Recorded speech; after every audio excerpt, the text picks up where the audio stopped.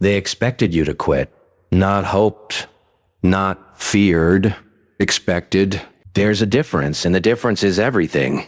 Hope implies they were paying attention. Fear implies you were worth watching. But expectation, that cold, bureaucratic little word, expectation means they looked at you, ran the numbers, checked whatever invisible ledger they keep in their heads, and simply filed you away. Under temporary, under won't last. Under the heading it reads, another one who'll fold when it gets heavy. And maybe they weren't even wrong to think it. Maybe the evidence was reasonable. You had started things before. You'd stopped. The world has a very long memory for quitting and a very short one for everything that happened right before it. So they watched you begin again, and they didn't even bother to disapprove. Disapproval requires effort. What they offered was something quieter and far more corrosive. They simply waited. That's what I find genuinely interesting about people.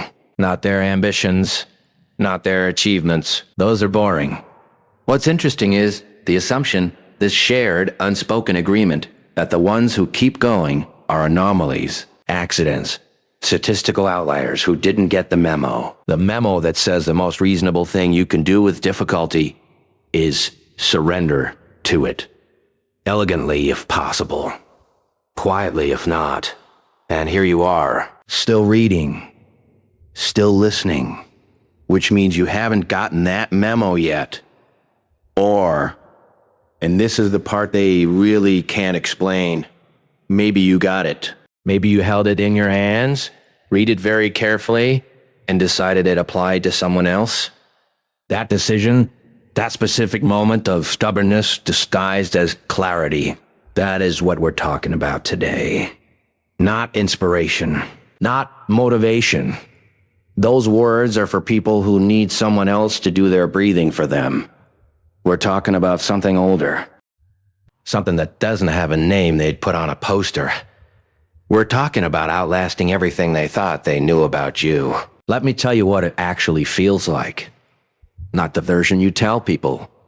The version you don't. It starts quietly enough. You begin something, a project, a pursuit, a version of yourself you've decided to become. And for a brief, intoxicating window, the beginning feels like enough. Beginnings always do. There's a cleanness to them. A permission in them. Nobody judges a man for starting.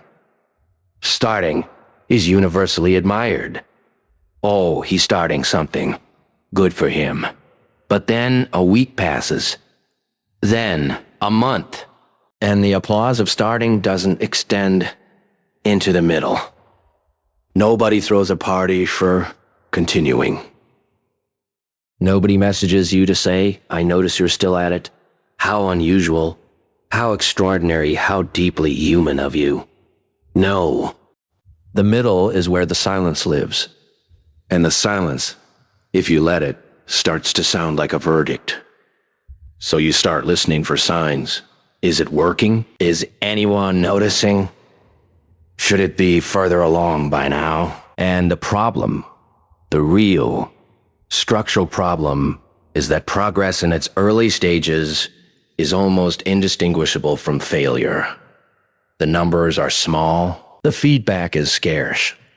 The gap between where you are and where you imagined you'd be starts to look like a canyon you dug yourself.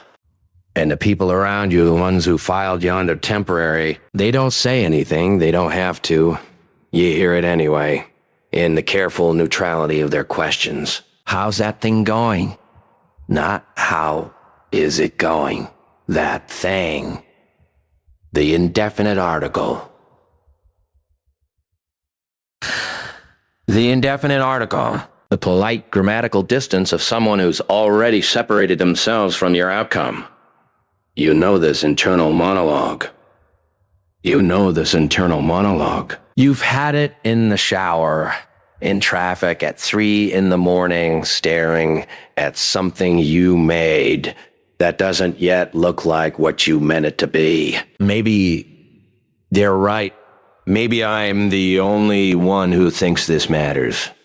Maybe the fact that it's this hard means it's not for me. And then, because you're still here, which means there's something in you that refuses the easy exit, you get up the next day and do it again. Not because it felt good, not because you had a breakthrough, but because the alternative is becoming someone who proved them right. And that, for reasons you can't fully articulate, is the one thing you simply cannot do. Here's what I find almost beautiful about that. They think you're being stubborn. They call it pride, or delusion, or that particular diagnosis, the comfortable handout to the persistent obsession. What they cannot recognize, what they are structurally incapable of recognizing, what they are structurally incapable of recognizing. Is that what looks like stubbornness from the outside is something far more precise on the inside? It is the quiet refusal to let someone else's timeline become your eulogy. I knew a man once, very organized man, very fond of systems, who had this fascinating way of dealing with problems that took longer than he expected. He simply escalated the resources, demanded faster results, demanded faster results, demanded faster results. And when that failed, he found someone new to blame for the delay. The problem was never his patience. He'd never developed any. He was very good at arriving, dreadful at waiting. I always thought that said more about his relationship with certainty than anything else about him. But you've been waiting. In the least comfortable kind of way, the kind where there's no guaranteed arrival. No manual that says if you endure exactly this long, the thing becomes real. You're operating on something more primitive and more honest than strategy. You're operating on the bone-deep refusal to become a story that ends in the middle. And now let me ask you the question that lives underneath all of this. Not the soft version. Not why do you keep going despite the difficulty. That's a therapy question.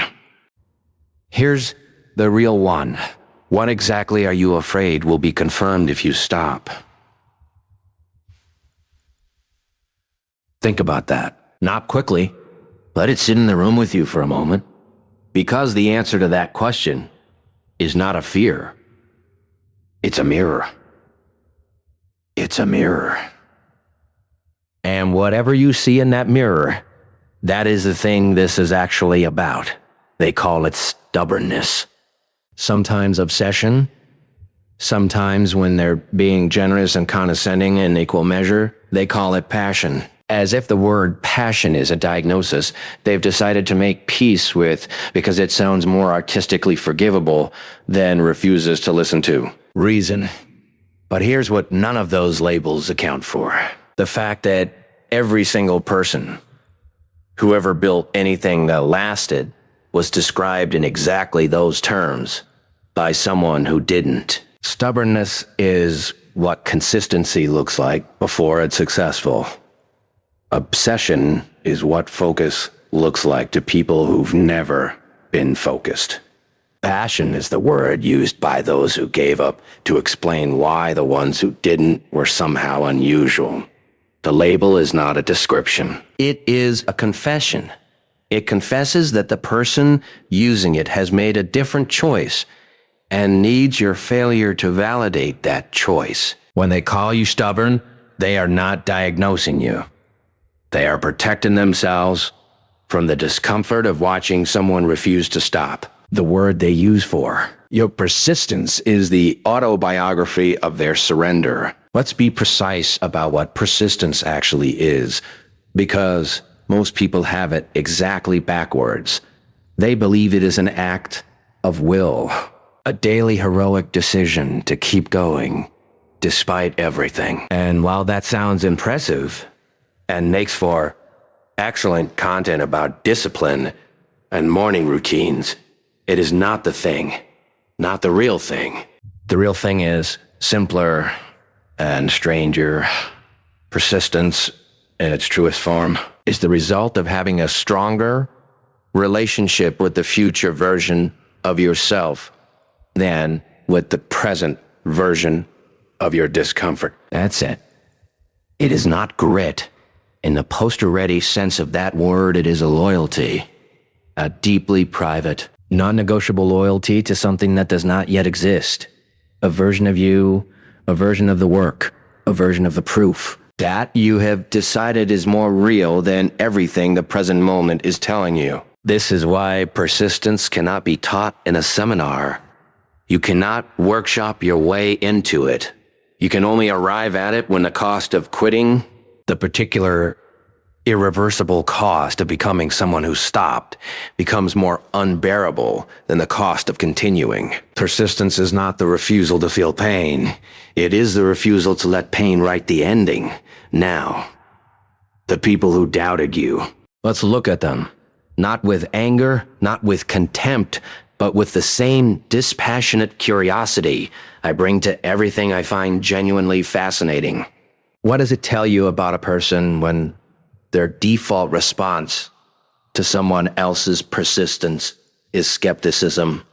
When they see someone still going and their first instinct is to check for signs of delusion, rather than signs of progress. It tells you they have made a private agreement, probably a long time ago, probably under circumstances they no longer fully remember, that the world is a certain size, and that any effort that adds that size is either naive or pathological. They are not cruel. Most of them, they genuinely believe they are protecting you. From embarrassment, from wasted time, from the very specific heartbreak of wanting something for a long time and not getting it. What they cannot tell you, because they never found out, is what happens when you want something for a long time and do get it. Not as a lottery, not as luck, but as the direct, visible, irrefutable product of the fact that you simply did not stop. I once observed a man who was deeply committed to protecting a city that had, on balance, a fairly complicated relationship with being protected. He showed up every time, without fail, with remarkable persistence, actually, and the city's opinion of him changed, slowly, reluctantly, then completely. Not because he gave a speech, not because he explained himself, because he was still there when they expected him to have given up. That's the only argument that ever actually works, and he understood it, even if he'd never have described it that way. The skeptics aren't watching your effort. They're watching your timeline.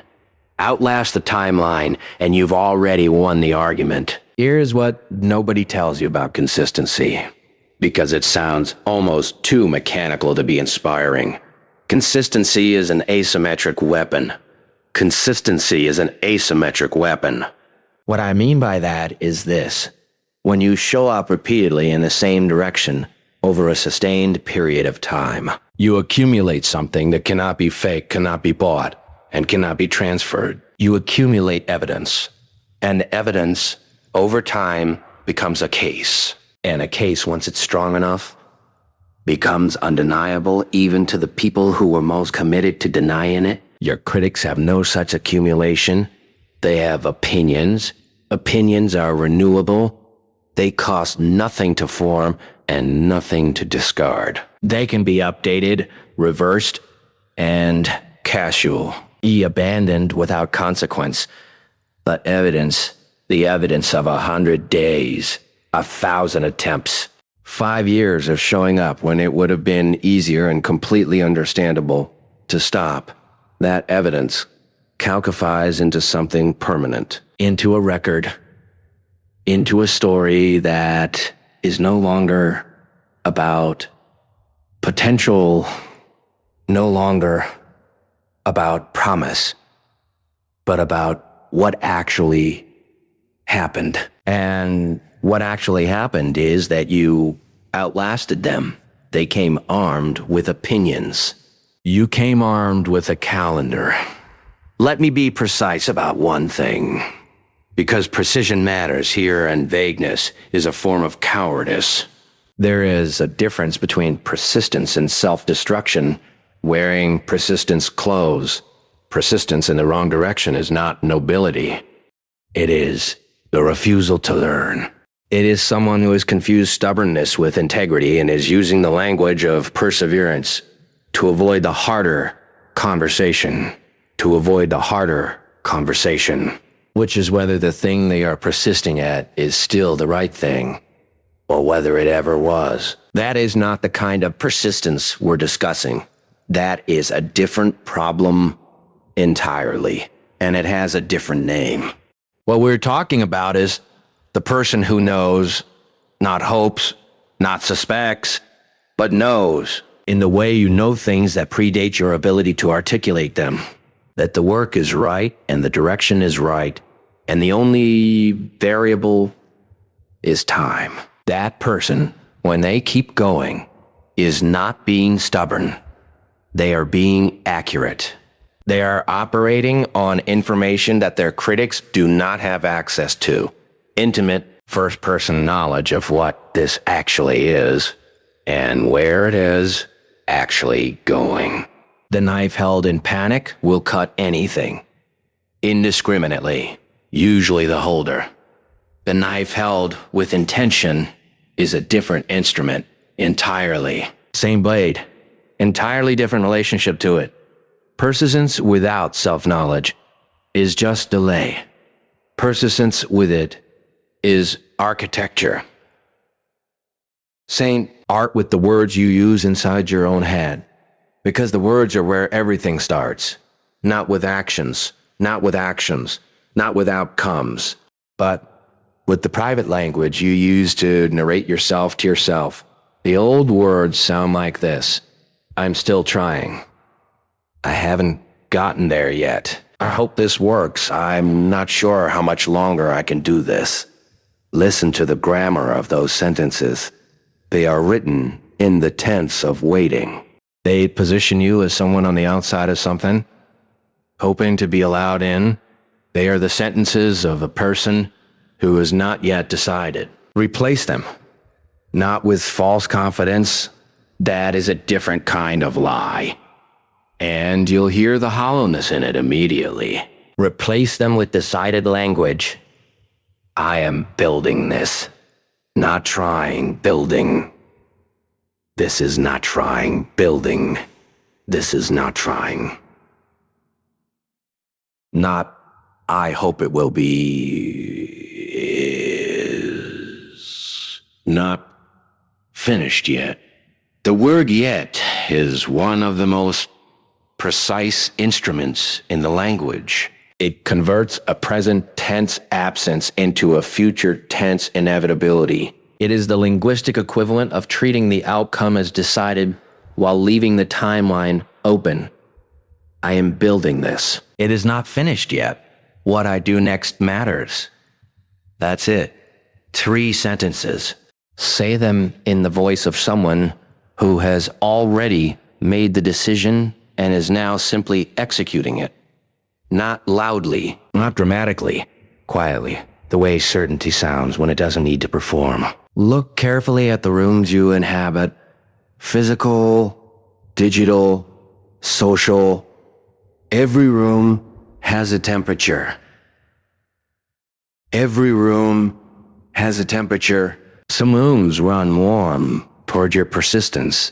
They treat your continued effort as normal, expected, unremarkable in the best way. They don't celebrate you for showing up because showing up is simply what people in that room do. Those rooms are oxygen. Other rooms run cold, not hostile necessarily cold. They have a background hum of low expectations. The conversations in them drift consistently toward why things are hard. Why the odds are long. Why the people who made it were somehow different from you in ways that conveniently cannot be replicated. Those rooms are not evil, but they are expensive. Take an audit.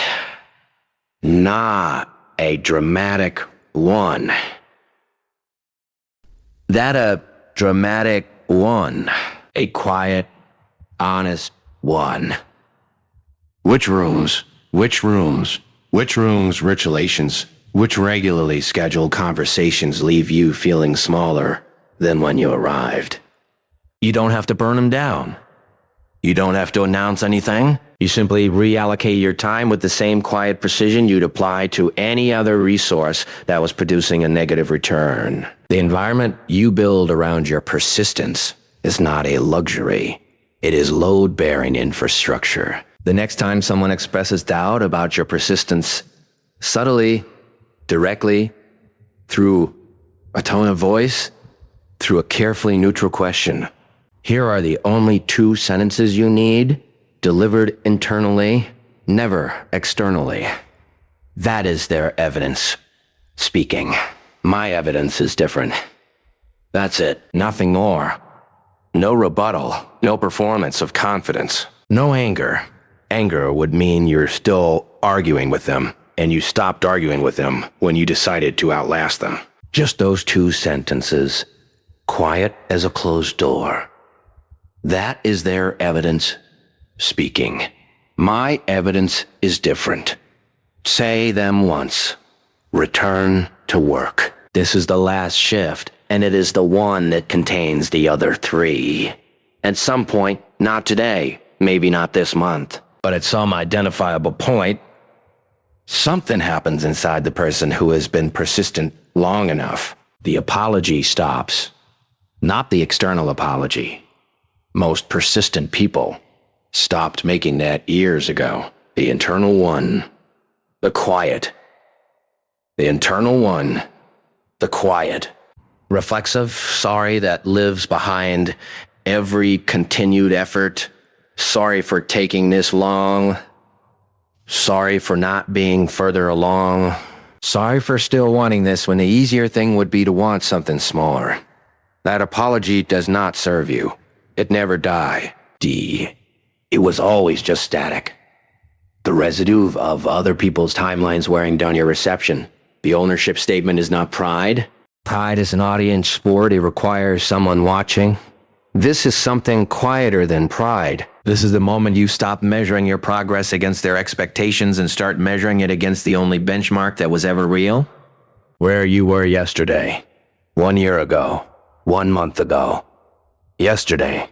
If those 3 comparisons produce an honest answer of forward, not fast enough forward, not impressive looking forward, just forward, then the statement is simply this: I am exactly where I should be, and I am not finished. Post that nowhere. Tell no one. Just know it. Know it the way you know your own name. Not as an achievement, not as a boast, but as a simple, uncontested fact about the nature of things. Here is the thing they built the whole system around.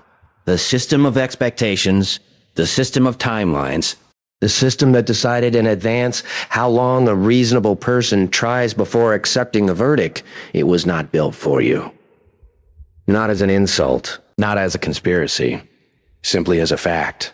The system was built by people who quit at various points for various reasons, and the timeline they established, the invisible social calendar of buy, when you should have something to show, reflects the point at which they stopped, not the point at which the work actually becomes what it was meant to be. They universalized their own surrender and called it wisdom.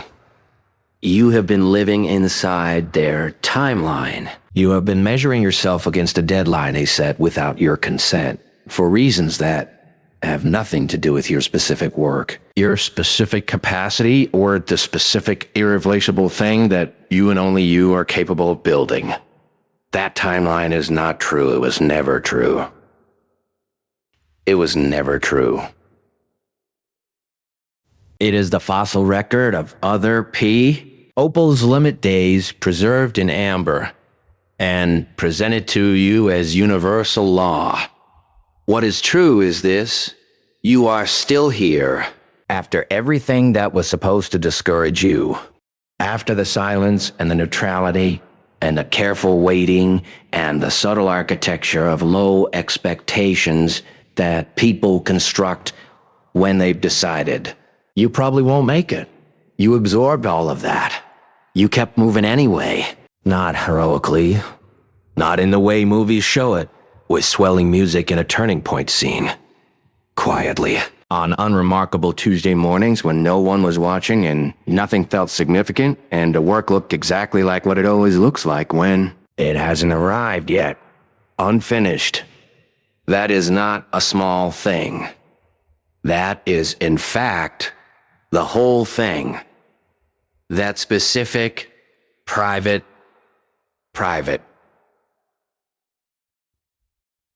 Undramatic decision to continue, made not once in a cinematic moment, but 1,000 times in ordinary ones. That is what separates the people who build something real from the people who build something they eventually talk about at dinners as the thing they almost did. You are not the almost. You are the thing they expected would stop and didn't, which means every day you continue is simultaneously the work advancing and the argument ending. Every day is both. Every unremarkable day of continued effort is you becoming someone who cannot be filed under temporary any longer because the evidence is now too long, too consistent, too undeniable to fit in that folder. They will notice, not all of them. Not kindly, in all cases, but they will notice, because consistency sustained long enough becomes impossible to ignore, even for people who were professionally committed to not noticing. And on that day, when the people who waited for you to fold are forced to acknowledge what you built, I suspect you all feel what they expect you to feel. Not triumph. Not vindication. Just the quiet, settled now, gee, of someone who always knew how this was going to end. You just had to stay long enough for everyone else to catch up.